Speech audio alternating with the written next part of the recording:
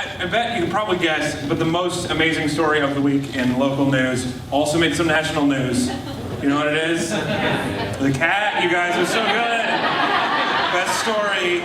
A Portland family had to call 911 after they locked themselves in their bedroom because of their suddenly violent 22-pound house cat. They were protecting their baby and their dog from the ferocious cat. Fortunately, the baby was unharmed, but the dog had to be put down for cowardice. Here's the tip, you guys. If your 22-pound cat is ferocious, you have to move out. It's the cat's house now. And leave the child. The cat will raise the boy well. A Gresham man who was listed as missing for 2 weeks was found driving around Seattle looking for an apartment. Gresham police were like, "Oh my God, now everybody is missing." "Oh, I just had my eyes closed." Policing is hard. Actually, when they found out that the man was just trying to move to Seattle, the Gresham coroner changed his status from presumed dead to dead to us. A drunk couple attempted to burn down a pizzeria with homemade moonshine because they were denied service. If you guys were guessing that happened in Eugene, 10 points for Gryffindor. Absolutely where that happened. Up north, a Vancouver man was sentenced to 2 years in prison for mailing threatening letters filled with white powder to senators, comedians, and media personalities. Dude, politicians and entertainers love white powder. You're terrible at threatening. Also, on a personal note, you guys, my threatening letter didn't get here yet, and I'm sure it's just a clerical error. I'm sure my anthrax host will be here sooner or later. It's fine. Now I can't get out of the crying face.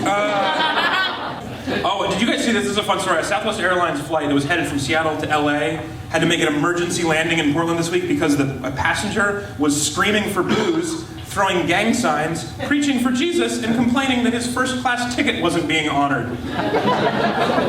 He was so rude and uncooperative, apparently, that the plane, they said, "We have to land in Portland right now and give this guy a job with Southwest. He's perfect." Are you guys music fans? This is some local music.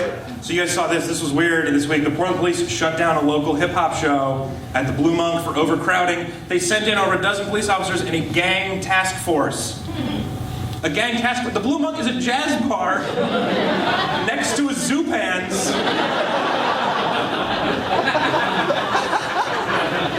There are more street fights between marching bands in Portland than hip-hop crews. Have you guys heard any of the talking buses yet? Yeah, TriMet's starting their second program with the talking buses. If you haven't, they put a speaker on the outside of the bus, and then it says great phrases like "the bus is turning," "doors are closing," and "if you wanted to get to work on time, you shouldn't have gotten that DUI, asshole." Super helpful. 3 river rafters, you guys, were rescued this week from the Clackamas River after their raft hit some rocks and sank.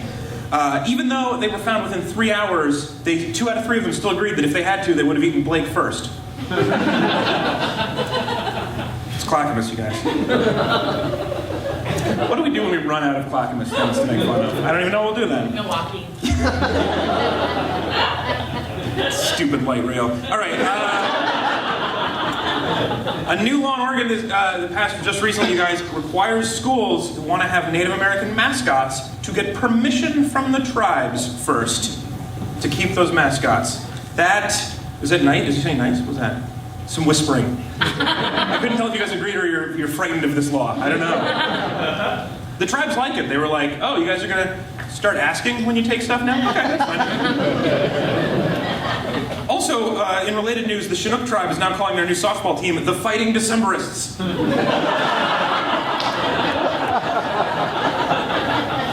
Also, an important part of the law now, you guys, all mascots that are not given permission are going to be rounded up and marched out of town, wait for it, on the Trail of Cheers. I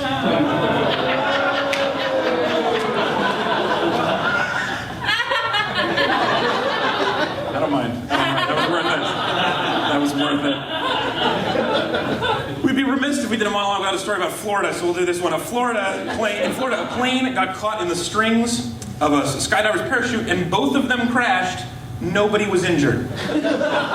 Well, no one was seriously injured. Both the pilot and the parachutist suffered sore hands from all the awesome high fives they got. The Portland Winterhawks celebrated 100 years of hockey in Portland. Yeah, and I celebrated 100 minutes of finding out about our hockey team, so that's exciting. We have a hockey team. Seattle man this week was arrested for selling pot to middle schoolers. He told the cops that he was doing it because the minimum wage is too low.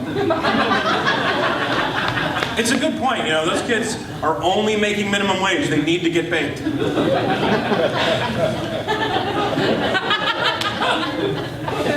I said baked like I say that all the time. Isn't that bro? No, it didn't sound like It didn't sound that at all?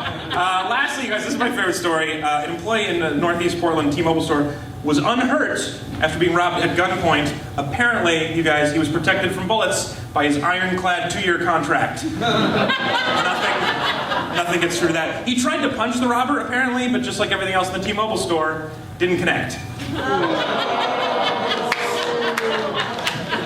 The robber said he has plans to rob a Verizon store as soon as he gets his together. So.